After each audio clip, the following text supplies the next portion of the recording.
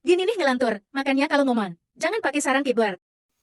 Assalamualaikum warahmatullahi wabarakatuh. Halo teman-teman, kenalin nama aku Anggi Wulan Agustina, mahasiswa Universitas Muhammadiyah Brebes, Fakultas Sains, Teknologi dan Kesehatan, Program Studi Teknik Informatika. Teman-teman di sini pernah nggak kalian iseng-iseng ngikutin saran teks dari keyboard? Dan alhasil kalimat kalian jadi ngaco parah? Misalnya kayak 1 ditambah 1 sama dengan yang waras ya. 1 ditambah 1 sama dengan 2. 11 dikali 11 sama dengan 121. 12 dikali 12 sama dengan 144. 8 kali 8, 6 dikali 4. Yang waras ya, jangan dipelintir. pasti kita kan jadi mikir kayak, ini HP kerasukan apa coba? Dan teman-teman ternyata solusi biar HP ini nggak kesambet lagi, itu ada di mata kuliah yang paling ditakuti, yaitu kalkulus.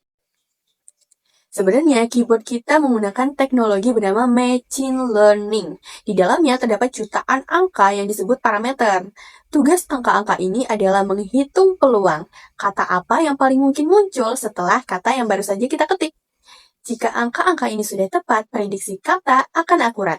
Namun, jika angka-angka tersebut belum tepat, sistem akan salah menebak dan menghasilkan kalimat yang tidak masuk akal.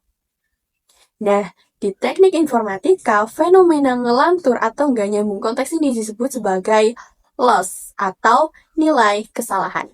Selisih antara keinginan pengguna dengan prediksi sistem itulah yang menciptakan nilai loss. Dan tujuan kita kali ini adalah membuat angka kesalahan ini menjadi kecil sekecil mungkin. Karena jumlah parameternya ada jutaan, jadi kita nggak mungkin dong benerin satu-satu. Di sini kita butuh cara otomatis agar sistem bisa memperbaiki angka-angka itu sendiri. Nah, disinilah turunan kalkulus muncul. Dalam matematika, turunan digunakan untuk mengetahui bagaimana sebuah nilai dapat berubah. Dalam hal ini, turunan membantu sistem mengetahui dua hal penting. Yang pertama, itu arah perubahan. Turunan memberitahu sistem apakah sebuah angka parameter harus ditambah atau dikurang supaya kesalahannya atau loss ini dapat berkurang. Yang kedua, itu ukuran perubahan.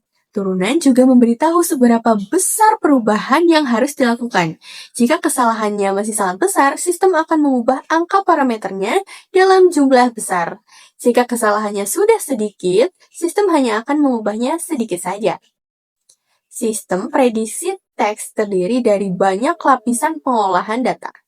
Jika terjadi kesalahan di hasil akhir, sistem harus melacak kembali di belakang untuk mencari tahu angka di lapisan mana yang menyebabkan kesalahan tersebut.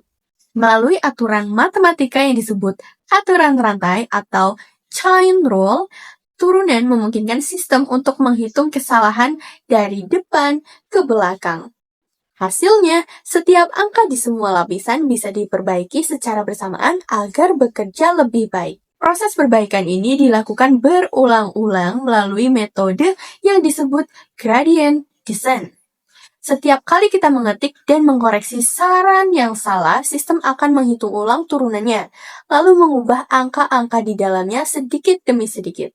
Hasilnya, keyboard yang tadinya sering salah, lama-kelamaan menjadi sangat akurat dan paham gaya bahasa kita.